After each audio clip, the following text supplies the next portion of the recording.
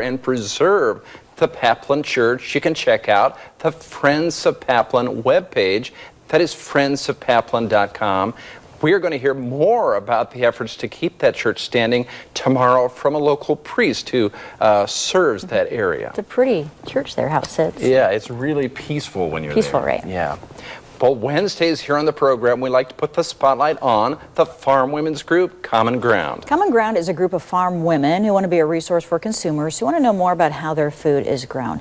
So joining us today, we have Crystal Klug and her kids. Nice to see you guys. Two out of the three. Yeah, the third one's over here. She didn't know for sure. And you're welcome to come on anytime. What grades are they in? How old? Briggs will be in 3rd grade, starting in the fall. Okay. Coy is still in preschool. And Gentry is going to be a 1st grader. Cute names, yeah. Yeah, great. Well, glad they could come along because that's kind of our topic today is kids working on the farm, the chores that they do. Maybe talk a little bit about what you have your kids do at this age. Yeah, so research shows that kids fare well if they do chores growing up. They're more apt to be helpful citizens. They're more apt to pitch in with whether they're working in a group setting or a community setting. So it's really important to have chores. So no matter if you live in the biggest city or the smallest town, chores for kids are important.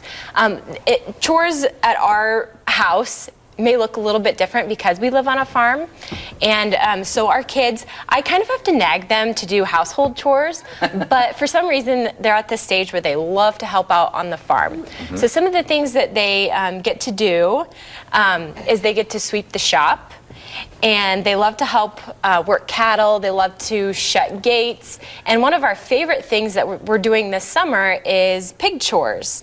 And my son is of 4-H age now this year, and so we got our first pig in February, and it's been a great thing for our family. The consistency with chores is there. So Briggs, would you like to talk a little bit about what you do to care for your pigs? I brush them every day. I give them water. My mom helps me walk them down the cattle alley. Sometimes we walk them up to the house. And You feed, how many times do they eat? Daisy gets fed 3 times a day, and everybody else gets fed 2 times a day. Excellent, yeah. I think the message you want to get out there too, Crystal, is that it doesn't matter if you're a mom who lives in the city or if you're a mom who lives in the country, the goal is the same. Yes. You're both on common ground, right? Yes, in terms of absolutely. chores. And I love my kids, but I don't want to live with them when they're 40, so it's my job as a parent to teach them life skills and to make them a productive citizen when they become an adult. How do you make sure they do the chores? Because that can be tough for any parent.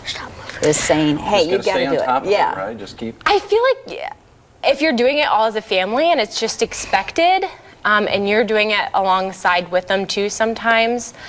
When they're younger, I feel like it's tougher, but as they get older, I feel like you have more leverage, right? I don't know, like you can't go out until your Take chores their are phone done, away or right? whatever, Like, yeah. I'm hoping that's the case. Yeah. It becomes a habit is what you want. Yes, you know, that absolutely. They know they have to do these chores. Yep.